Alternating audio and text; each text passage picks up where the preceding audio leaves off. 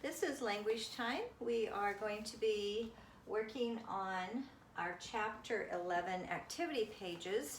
And the first one is determining important events and then the report cards. So I'll show you what they both look like.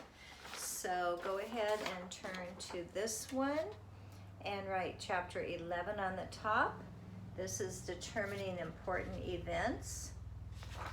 And also go ahead and turn to this page where you see a report card. Put chapter 11 at the top also, okay? And of course, being that we're not together, I can't really take your suggestions. If you want to do this by yourself, go ahead. Otherwise, I'll do it with you, okay? It says, after reading the chapter 11, determine the 3 important events and record them below. Write them in order of importance from most important to least important.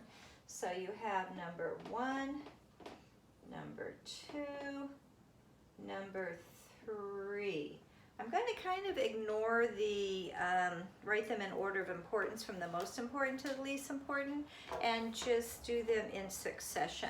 In other words, in sequence. Okay, what happened first, what happened next. All right. And then on the bottom it says, explain why you chose the first event as the most important event. We'll just kind of go over that. Okay, so this was harvest, if you've got your book open. And I highlighted what I thought were, say, the 3 highlights of that chapter. The first one I thought was important was Pa and Uncle Henry traded work. Because, you know, it's a big job to bring in the harvest and do all that. And if one neighbor helps the other neighbor, then that neighbor will then help them. So you trade work, right? We still do that today. It helps out. So I would say, and probably very important to the chapter, is Pa and Uncle Henry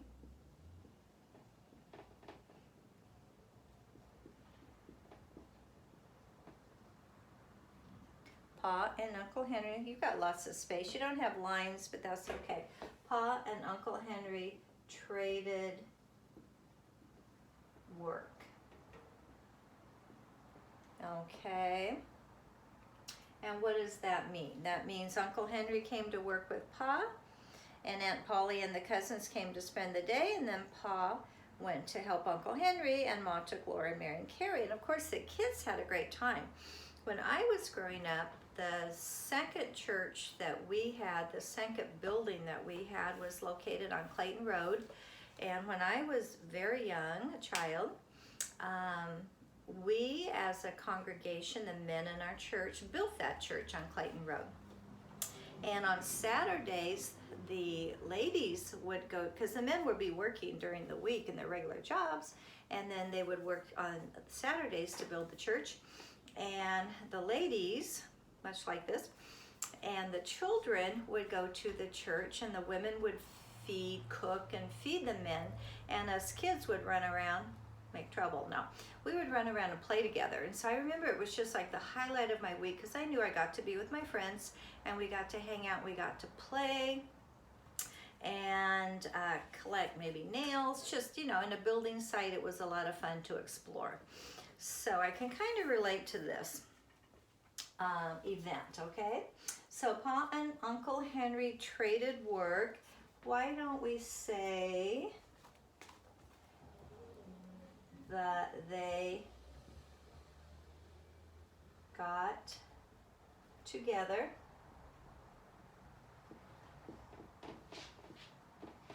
to harvest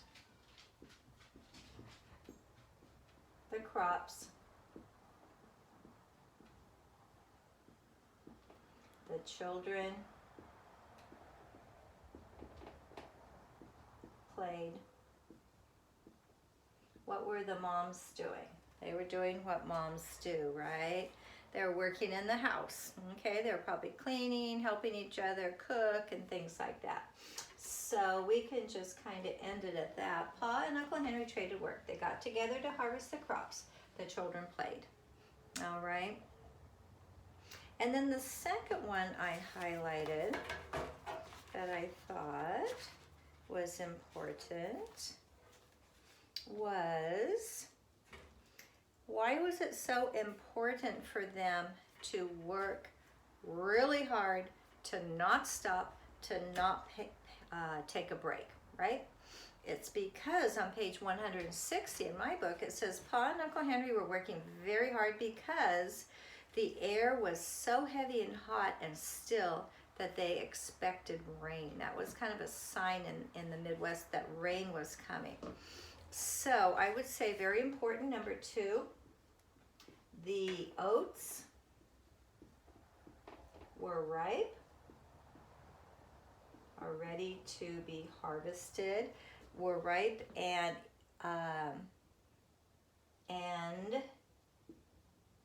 needed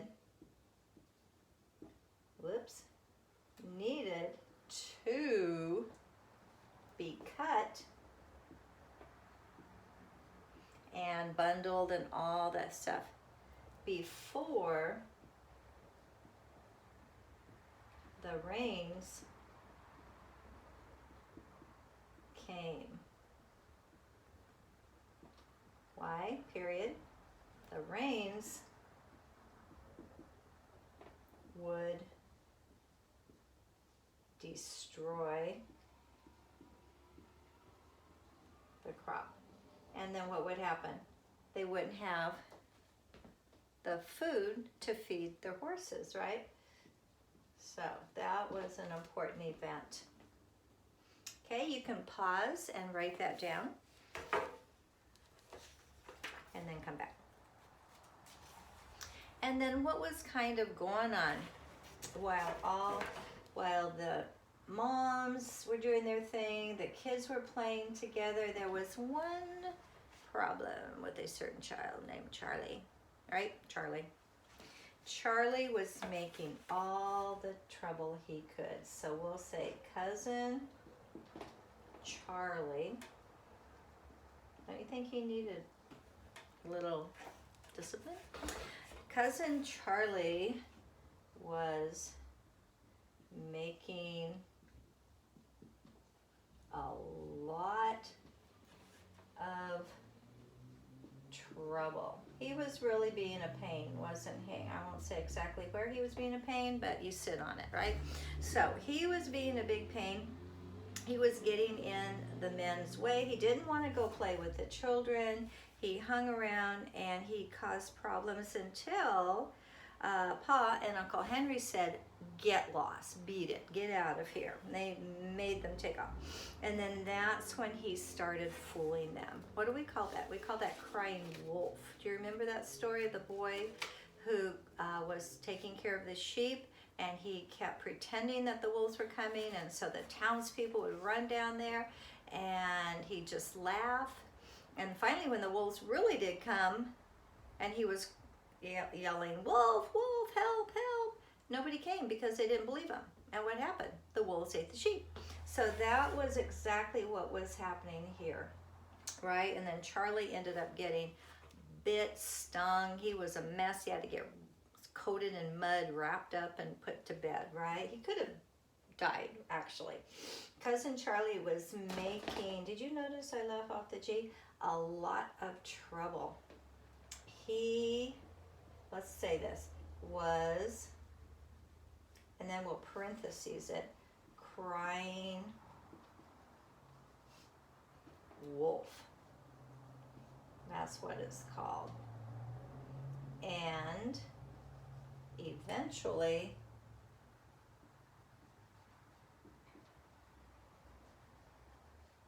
he paid the price. You know what I mean? He came back and slapped him in the face or stung him all over the body, I guess. He was crying wolf and eventually paid the price. Remember at the end of the story, Laura said, I don't know why Pa called him a liar. He didn't say a word. Well, he was lying with his actions, wasn't he?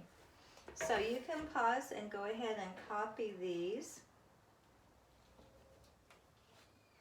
All right, and now you're going to go, oh, and you could write on the bottom if you want to, doesn't matter. And so now we're going to the report card while my dogs are throwing a fit. And on you. It says, today you are the teacher and you will grade this chapter. Place a check mark next to the grade and description of the chapter. Did you think that chapter was excellent? It deserved an A? Did you think it was good? Or okay? Or boring? Or terrible? I would go terrible. And then give 3 reasons. So if you said this was an excellent chapter, give 3 reasons why you thought it was an excellent chapter. If you give it an F, you're going to have to explain why, because the parents are going to be calling you and they're going to be saying, why did you give my child an F? No. So if you think that chapter was deserving of an F or anything in between, that's up to you. You are now in the role of the teacher and you have to give reasons and explain why you gave that grade. Okay? This is a good time for us to end this and for me to go deal with some dogs that are barking. So I will see you later on today for your history, okay? Okay, talk to you soon. Bye-bye.